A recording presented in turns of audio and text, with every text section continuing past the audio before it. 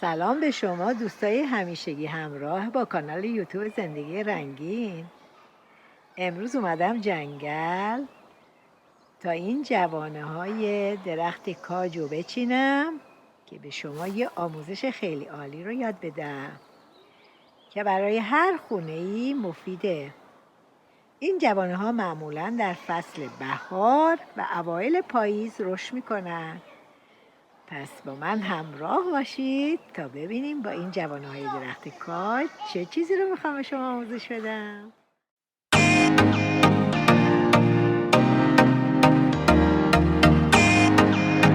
این جوانه‌های درخت کاج رو از درخت جدا میکنیم به آرامی. ما فقط این جوانه‌ها رو لازم داریم.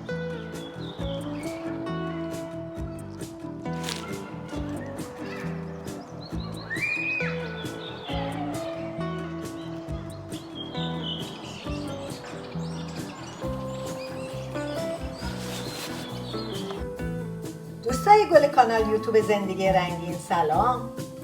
باز امروز اومدم به خونه های شما با یه آموزش عالی و مفید که در هر خونه ای لازم و واجبه.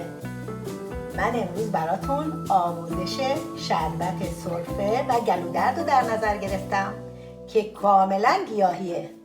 با هم بریم سراغ مواد لازم شربت سرفه و گلودرد. احتیاج داریم به جوانه سبز درخت کاج به میزان لازم، شکر قهوه‌ای به میزان لازم. بریم با هم سراغ طرز تهیه این شربت سرفه و گلودرد کاملا تهیه شربت سرفه و گلودرد کاملا گیاهی. برای این کار احتیاج داریم به یه شیشه دردار کاملا تمیز،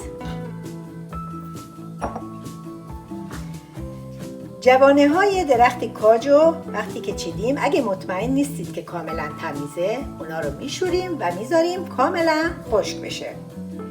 یه لایه از جوانه درخت کاجو میریزیم توی شیشه، قشنگ پهن میکنیم توی شیشه و یه لایه شکر روی جوانه ها میریزیم. شما میتونید از شکر قهوه‌ای و یا شکر سفید استفاده کنید. بنا به سلیقه خودتون. اگه میخواید گیاهی هم نباشه میتونید عسل هم اضافه کنید. باز یه لایه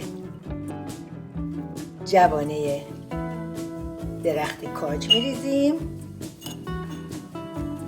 همونطور که گفتم این جوانه های درخت کاج در فصل بهار و اوایل پاییز روی درخت کاج سبز میشه. تقریبا نوک شاخه های درخت کاجه.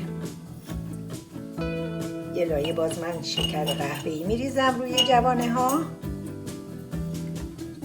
و باز همین کار رو تکرار میکنم تا شیشه کاملا پر بشه.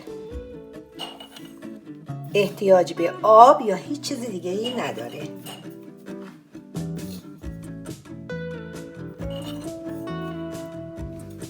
و باز یه لایه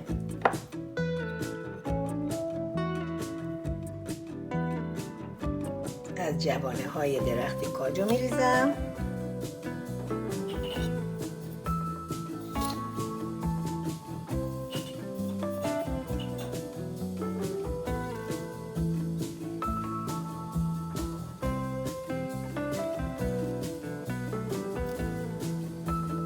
یه مقدار فشار میدم.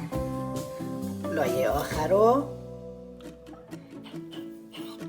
باید طوری بریزیم این موادو که لایه آخر ما شکر باشه. هنوز یه لایه دیگه میشه ریخت روی این.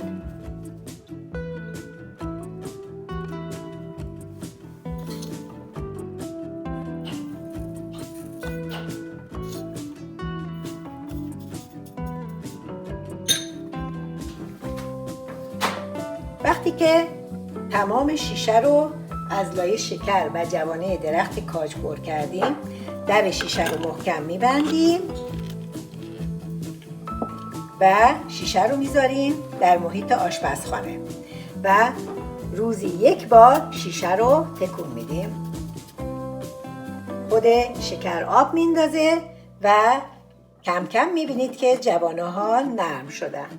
وقتی که تمام جوانه های درخت کاج و شکر رو ریختید توی شیشه رو میذارید در محیط آشپزخانه و روزی 1 بار شیشه رو تکون میدید که شکر و جوانه ها به هم بخورن و شکر آب بندازه، تا موقعی که دیدید کاملا شکر حل شد و اثری از دانه های شکر نبود.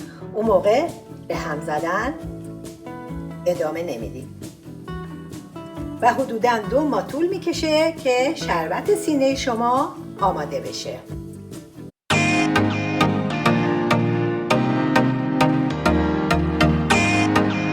آماده شده شربت سرفه و گلودرد رو به شما نشون میدم.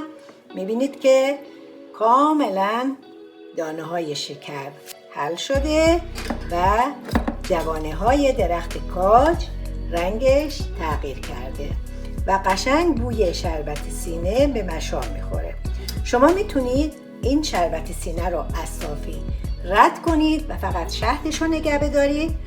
احتیاج نداره در یخچال نگه دارید، ولی باید در جای خنک باشه و موقعی که شما گلودرد دارید و یا سرفه میکنید میتونید در روز حداقل 3 قاشق غذاخوری از این شربت سینه استفاده کنید. امیدوارم بتونید شما این شربت سینه عالی و مفید رو درست بکنید و در خونه برای خودتون داشته باشید. منتظر لایک و کامنت شما هستم. سابسکرایب یادتون نره. تا آموزش بعدی، ایام به کامتان.